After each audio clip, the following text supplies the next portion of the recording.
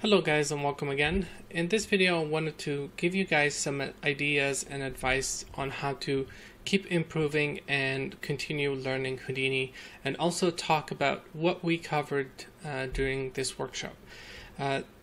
This workshop is definitely not an intro to CG by any means. If you're new to CG and to modeling and all these aspects, you're going to find it quite complicated and quite advanced, but if you have already a generalist background, you should be able to pick it up quite easily.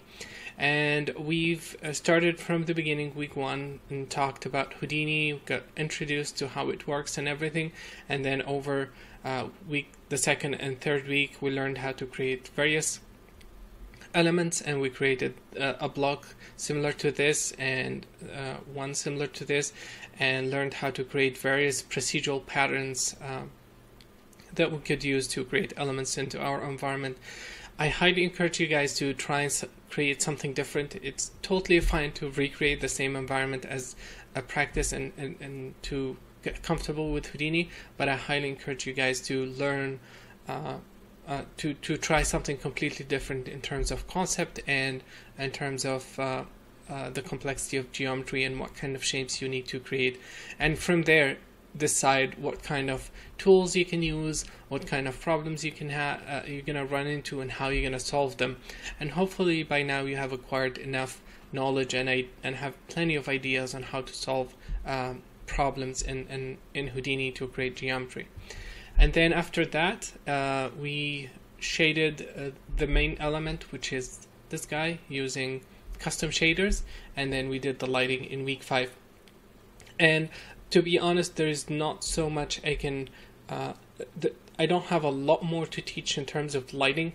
It's just a personal artistic decision that each one of you guys should take to light the environment and bring it up, and bring the details that you want to present to the viewer in the image.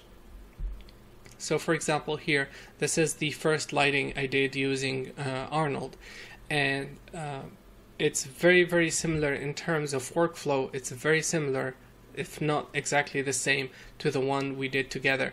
The only few differences is this top light. For example, I decided to put an area light here to bring these details and not the in-between, for example.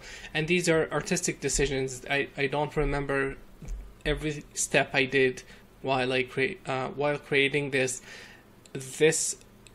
section here. I didn't have a light behind this door, for example, casting shadow. That's something new I did. And then this light in Arnold, you don't have an area light that emits on both sides.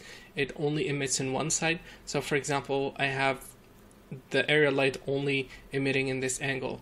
The Mantra version was emitting on both sides, and maybe that's why I noticed that these sections are black. And the other main difference in this environment, let's go back.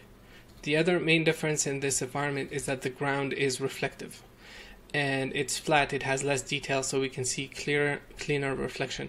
And the reason it's reflective is because I can do that in Arnold. It's easy to render. It doesn't take a huge amount of time, and but unfortunately with Mantra it was taking a lot longer than I had hoped for, so I had to turn it off. But it's a very important visual aspect of the scene, and you can see the light AUV animation. I rendered the camera just moving, and then I animated the AUVs in post. You can see the same groups of lights, pretty much the same one we did together. And then yeah, all this is, I'm pretty sure you guys know how to do this now. And then the top part is shaded a little bit differently here. I think all the pieces have, these guys use the same shader as this one. The top one has a texture assigned, but it's using just a diffuse shader. And I think all in all it's very similar. This part here has a reflection because I can do that, so it's nicely reflecting the bottom part and helps fake in that GI feel to it. The statue obviously has a lot more attention. There's different lights lighting this whole area. So and all these, there is nothing secret that I kept and I haven't showed you guys. It's all about what do you want to do with the scene and how you want to light it and things like that. And in the when to continue progress and to continue learning Houdini and or getting better artistically, you have to do things. You cannot just watch the videos and assume that you are getting better. You don't get better by just watching videos. And the only way to get better is by practicing.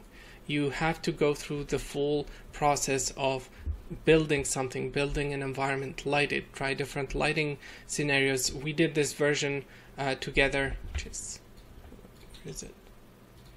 Let me open the file. This one. We did this one in a couple of hours together. So if you spend on it the same amount of time, which I think 2 weeks for this, me working on this, just refining everything, if we spend the same amount of time, I'm pretty sure we can get similar results, if not better. There's nothing in Mantra, in Arnold, that is that cannot be achieved in Mantra. It's just the render time that is can be problematic, especially that we don't have a huge amount of time to invest in this. But all in all the features that we have here are very, very similar to the ones I've used here. And again, it's very important to watch the videos. If you're new to Houdini, watch the videos first and then watch them again and practice.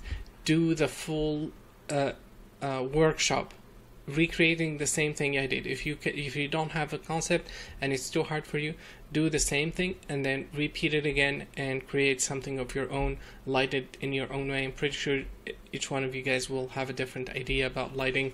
And yeah, we could try maybe some exterior lighting with the sun, bringing in shadows from these windows. There's so many things that we could do, and I think that's pretty much it. I wish you guys best of luck in your learning journey, and thank you so much for joining this workshop and being part of Rebel Way.